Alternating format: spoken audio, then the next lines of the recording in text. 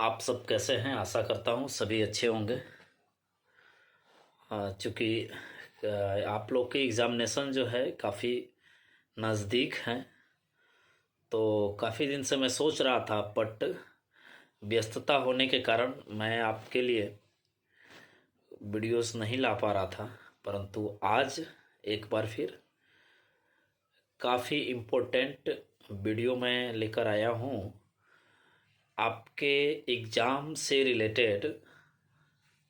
यह काफ़ी helpful video होने वाला है, बिकॉज़ मैं आज काफ़ी प्लान करके आया हूँ कि जो भी मेन चीज़ें जो प्रॉब्लम फेस करना पड़ता है संगीत के विद्यार्थियों को, वो सारी जो प्रॉब्लम है वो शायद आपको मेरे इस एक वीडियो से सब दूर हो जाएंगे। तो विदाउट स्किप किए लास्ट तक ये वीडियो ज़रूर देखिएगा, क्योंकि इसमें मैं सारे टॉपिक जो पूछे जाते हैं संगीत के लिए, वो केबी हो, नवोदय हो, यूपी टीजीटी पीजीटी हो, या फिर नेट के एग्ज़ामिनेशन हो, या किसी अदर स्टेट का और भी म्यूजिक से रिलेटेड एग्ज़ामिनेशन, सभी एग्ज़ाम में लगभग लगभग जो क्वेश्चन होते हैं वो एक तरह के ही होते हैं।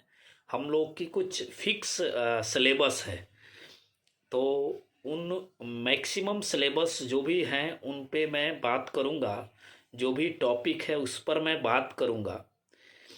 उस टॉपिक के साथ साथ कुछ बुक्स का भी हम लोग बात के ऊपर बात करेंगे कि क्या बुक पढ़ा जाए जिससे कि बेहतर रिजल्ट हो, और हम उसे किस प्रकार से पढ़ें। साथियों, पढ़ने के लिए तो बहुत सारे लोग पढ़ते हैं लेकिन बेहतर रिजल्ट नहीं आता है। ये मैं खुद भी इस चीज़ को फेस किया हूँ। एग्ज़ाम जब मैं खुद नेट का एग्ज़ाम जब दे रहा था तो एक बार दो बार मैं दिया, और ऐसा नहीं कि ऐसे ही बैठ के ऐसे ही बैठ गया। उसके लिए प्रॉपर मैं अध्ययन किया भी था, बट बेहतर रिजल्ट नहीं आया। और तीसरी बार जब मैं बैठा तो फिर उस क्वालिफ़ाई किया और जेआरएफ क्वालिफ़ाई किया, अच्छे नंबरों से क्वालिफ़ाई किया। तो उस बार भी पढ़ा था, मैं तीनों बार पढ़ा था, लेकिन दो बार जो मैं असफल रहा, उस बार मैं नॉर्मल पढ़ाई किया था, लेकिन तीसरी बार जब सफल हुआ उस बार मैं थोड़ा पढ़ने में के जो मेथड हैं उसको चेंज किया। ऐसा जो असफल होता है वह भी पढ़ाई करता है, और जो सफल होता है वह भी पढ़ाई करता है। दोनों में सिर्फ इतना अंतर होता है कि कौन किस मेथड से पढ़ता है, कौन कितना फोकस होके पढ़ता है। तो आज हम इसी पर बात करेंगे कि सिलेबस के साथ साथ उसे कैसे पढ़ें कि हमें याद हो जाए, हमारे दिमाग में रहे, और हम एग्ज़ाम में बेहतर कर सकें। तो इन सारी चीज़ों पर बात होगी। थोड़ी थोड़ी वीडियो ये जो है लंबी हो सकती है, क्योंकि इतनी सारी चीज़ों पर अगर हम बात करेंगे तो लंबा होगा, बट आशा करूँगा कि आपके लिए काफ़ी इम्पोर्टेंट होगा। तो चलिए शुरू करते हैं। सारंग देव द्वारा वर्गीकृत जितने भी चीज़ें हैं, जैसे प्रबंध, राग, ये सारे जो टॉपिक्स हैं ये प्रीवियस ईयर के जो केवी, नवोदय, ईपीटीजीटी के जो पेपर हैं उन सबसे छांट के ही बनाए गए हैं। मैं बाहरी अलग से कुछ नहीं बात करूंगा। जितने पेपर में आए हुए क्वेश्चन हैं उन्हीं सब में से छांट के कुछ चीज़ें रख रख रहा हूं आपके बीच में। तो सारंग देव जी द्वारा जो भी वर्गीकृत किया गया है, प्रबंध हो, राग हो, और जितने भी जैसे कि 10 राग वर्गीकरण, ये सारे जितने वर्गीकरण जो सारंग देव द्वारा किए गए हैं उन सबको आपको पढ़ना है। और उसके बाद पलुस्कर एवं भातखंडे पद्धति में जो अंतर है उसको आप स्पष्ट रूप में कर लीजिए। जब भी आप पढ़ाई कीजिए इन सब चीज़ों को आप A4 साइज का पेपर लेकर एक ही जगह लिख के, और अपने आसपास जहाँ भी आप रेगुलर देखते हैं वहाँ पे चिपका दीजिए। ये सारे चिन्ह हमको लगता है कि 2 से 3 दिनों में याद हो जाएगा। नेक्स्ट है राग रागनी का जो समय सिद्धांत है उसको आप पढ़ लीजिए एक बार। ताल, मात्रा, सम, विषम, ताली, खाली, ये जो चीज़ें हैं आप इनको एक अलग कॉपी में जब भी आप पढ़ाई कीजिए तो एक अलग पतली सी कॉपी बनाइए, जिसमें वेरी इंपॉर्टेंट है उसको शॉर्ट लिस्टेड करके अलग अलग करके लिखिए। तो वहाँ पे ताल जो है उसको स्पष्ट रूप में लिखिए और 2-3 दिन लगातार आप उसको एक बार पूरा करिए तो ये भी याद हो जाएगा। क्योंकि अभी मैं जो चार्ट पद्धति बताने वाला हूँ बहुत ज़्यादा मदद मिला था। मेरे बाद जितने भी हमसे जुड़े हुए लोग हैं वो लोग भी इसका लाभ उठाए हैं और वो सफल हुए हैं। यह जो है प्रैक्टिकली किया हुआ चीज़ है, आप इसको अपनाइएगा। एक चार्ट पेपर में बहुत जो जो चीज़ें बनाने वाली होंगी उसको मैं बताते जाऊंगा, उसको आप नोट करते जाइए, उसको आप चार्ट में अलग से उतारते चले जाइएगा। ताल को भी उतार सकते हैं बट मुझे लगता है कि अगर जगह का अभाव होगा तो चार्ट को आप एक कॉपी में उतार लीजिए। पाइथागोरस स्वर ये सारे आप एक बार पढ़ लीजिए। लग्गी लड़ी के बारे में पढ़ लीजिए। नाद ध्वनि ये बहुत इंपॉर्टेंट चीज़ें हैं। कर्नाटक संगीत की जो रचनाएं हैं उनको भी आप एक बार ज़रूर पढ़ लीजिएगा। इसका सारा जो कंटेंट कहाँ से मिलेगा ये बुक भी मैं आपको वीडियो के लास्ट में बता दूंगा। राग की रचनाएं कौन सी राग किसके द्वारा रची गई ये जो भी टॉपिक है इसको आप एक बार ज़रूर कर लीजिएगा। बहुत सारे राग जो रविशंकर जी के द्वारा हुआ, अमीर खुसरो जी के द्वारा हुआ और कुछ राग तो आधुनिक कलाकार पंडित जी के साथ जैसे जसराज जी और अमजद अली खां साहब के द्वारा भी किया गया। भातखंडे जी द्वारा जो स्वर की स्थापना की गई तार पे उसको भी आप एक बार देखिए। अहोबल जी वाला भी देख लीजिए। पश्चिमी संगीत पाश्चात्य संगीत के बारे में भी आपको पढ़ना काफ़ी ज़रूरी है क्योंकि 1-2 क्वेश्चन हर एग्ज़ाम में इनसे आ रहा है। आविर्भाव तिरोभाव इसके साथ साथ देसी एवं मार्गी संगीत के बारे में आप लोग बिल्कुल पढ़ लीजिए। संगीत अकादमी जो है संगीत के जो खुले हुए हैं आज के समय में कौन कौन से कहाँ कहाँ पर रनिंग है, पहले पलुस्कर जी द्वारा कहाँ कहाँ खोला गया, भातखंडे जी द्वारा कौन सा चल रहा है, तो ये सारी चीज़ें भी आप लोग इसको आप पढ़ लीजिए एक बार। तबला बाज के प्रवर्तकों के नाम भी आपको पढ़ने हैं तो तबले के जो बाज के प्रवर्तक हैं उनके नाम भी आप लोग अवश्य पढ़ लीजिए। जैसे बनारस के राम सहाय जी, पंडित राम सहाय जी हैं, तो इस तरह से और भी जहाँ जहाँ के जो है उसको आप लोग ज़रूर पढ़ लीजिए। इस तरह के क्वेश्चन जो है आलाप के कितने भाग होते हैं वो सब भी पढ़िए। पंडित अहोबल द्वारा जो स्वर स्थापित किया गया है उसको भी आप लोग को पढ़ना काफ़ी ज़रूरी है। ताल के अंतर्गत लय में आता है आड़ कुआड़ बियाड़, ये सब जितने हैं इसको भी क्लियर कर लीजिए। आड़ कुआड़ बियाड़ ये बार बार उलट पलट करके पूछते रहता है कि आड़ की लय क्या होती है, बियाड़ क्या होता है, कुआड़। इसमें कंफ्यूज नहीं होना है। इसको आप कहीं लिख के चिपका लीजिए। एक बार दिमाग में बैठ गया, जितना लिख के चिपकाने वाला चीज़ मैं बता रहा हूँ वो एक बार आप याद कर लेंगे, लाइफ टाइम के लिए हो जाता है। इसके बाद आप अमीर खुसरो की जीवन परिचय, तो अमीर खुसरो ही नहीं बल्कि जितने भी मेन जो संगीतज्ञ हैं उनकी क्या योगदान रही है। पंडित विष्णु नारायण भातखंडे, पलुस्कर जी, अमीर खुसरो हुए और भी जितने भी विद्वान हैं उनका योगदान जरूर आप एक बार पढ़िए। घराने के कौन कौन से कलाकार हैं तो इसको आप एक चार्ट में बनाते चले जाइए। ये 4 साइज में आप ग्वालियर घराना ऊपर लिख लीजिए। उसके बाद से जितने भी हमें बुक से मिलते हैं उनको एक जगह लिख के रख लेंगे और उसमें नीचे कुछ स्पेस रहेगा जिसमें क्या करेंगे कि आधुनिक कलाकारों को का भी आप गूगल से सर्च करके लिख लीजिए। बहुत सारे कलाकार के ऐसे नाम हैं जिनका आपको बुक में नहीं मिलेंगे, कहीं नहीं मिलेगा, लेकिन वो लोग हैं उस घराने के, तो उनका भी नाम आप ज़रूर इसमें मेंशन करिए इंटरनेट से देख के, और फिर उसको आप आसपास जहाँ भी आप पढ़ रहे हैं वहाँ ज़रूर चिपका लीजिए, जिससे कि आपको हमेशा के लिए वो याद हो जाएंगे। पुस्तक के लेखक का नाम, ये भी काफ़ी इम्पोर्टेंट है।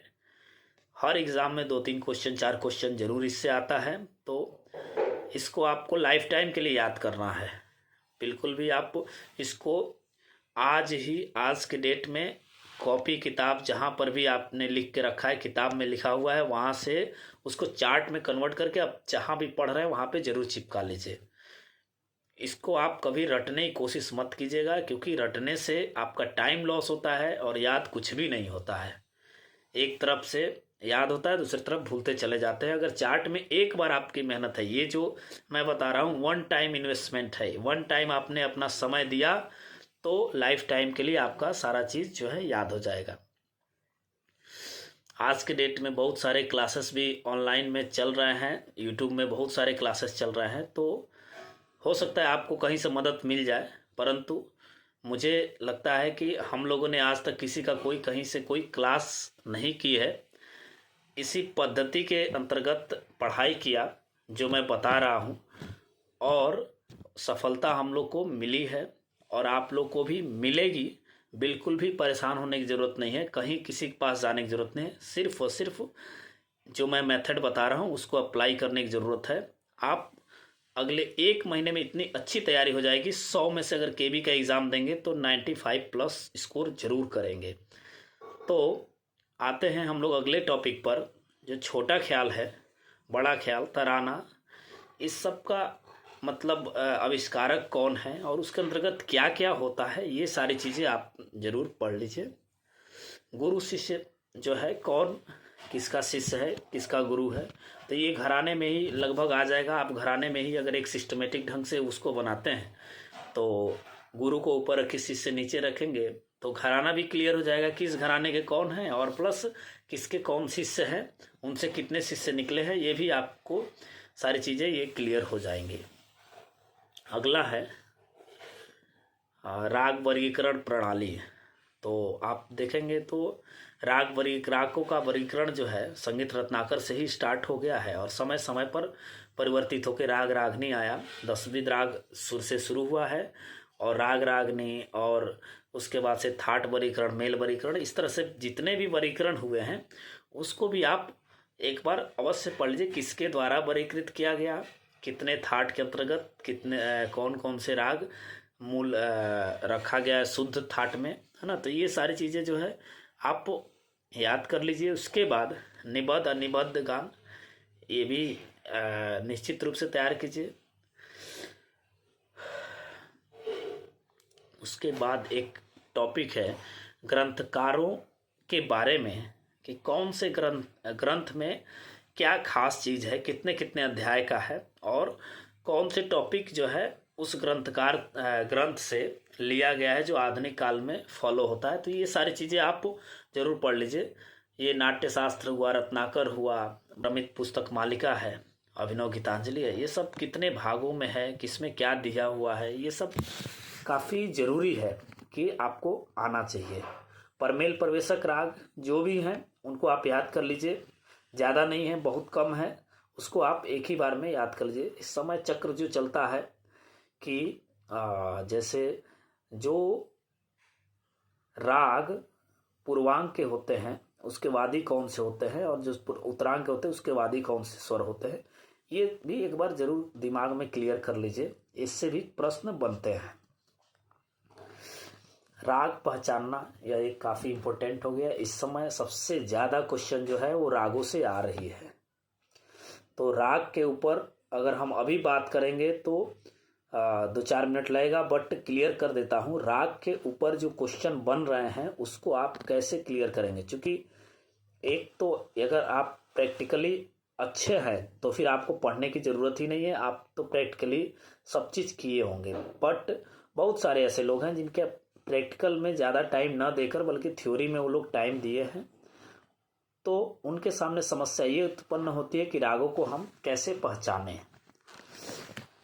तो ये आपको क्या करना है कि हर एक राग के कुछ समूह हैं जिसको ज़रूर से ज़रूर पढ़ना है, उसको आप लोग को एक बार प्रैक्टिकली करना पड़ेगा, क्योंकि आप संगीत से हैं। संगीत जो है प्रयोगात्मक ही सब्जेक्ट है, विषय है, तो हम हर जगह आपको बिना प्रैक्टिकल का कहीं भी चलेगा नहीं। तो रागों पर थोड़ा समय दीजिए और उसके जो समूह है, स्वर समूह, उसको एक बार करिए जिससे कि आप स्वर समूह से राग पहचान सके। तो ये काफ़ी इम्पोर्टेंट है। इस समय 6 से 7, 7 से 8 क्वेश्चन किसी भी एग्ज़ाम में बन रहा है, और आशा है मुझे कि केबी में भी कम से कम 10 क्वेश्चन तो सिर्फ इसी से आएगा कि आप ये राग पहचानिए, वो राग पहचानिए, उस राग से ये स्वर निकल जाएगा तो कौन सा राग बनेगा। तो इसलिए इस पर आप लोग थोड़ा सा ध्यान दीजिए। गीति, ग्राम राग, ध्रुवा, कर्नाटक ताल पद्धति, ये काफ़ी इम्पोर्टेंट है कि कर्नाटक ताल पद्धति जो है वो आपके क्लियर होने चाहिए। लगभग 30 टॉपिक मेरा हो गया, अभी भी हमारे पास लगभग 30 टॉपिक और हैं, तो वीडियो ये काफ़ी लंबा हो रहा है। तो आज मैं इन 30 टॉपिक के साथ ही ये वीडियो ख़त्म कर रहा हूँ। अगला जो भाग लेकर आऊँगा उसमें बाकी जो 30 टॉपिक हैं उस पर भी बात करेंगे। अगर ये 60 टॉपिक आप लोगों ने कवर कर लिया तो मैं निश्चित रूप से यह कह सकता हूँ कि आप 95+ जरूर क्वेश्चन सही करेंगे केवी में, और अदर जो भी एग्जामिनेशन होंगे उसमें भी आप 95% से ज़्यादा नंबर जरूर लाएंगे संगीत सब्जेक्ट में। अदर बाकी विषयों में कैसे अध्ययन करना है, क्या करना है, उस पर भी मैं वीडियो लाऊंगा। और अगर आपको कहीं भी कोई डाउट हो रहा है, समझ में नहीं आ रहा है कोई भी चीज़ें, तो आप हमें हमारे टीम से ज़रूर संपर्क कर सकते हैं, जिससे पूछ सकते हैं।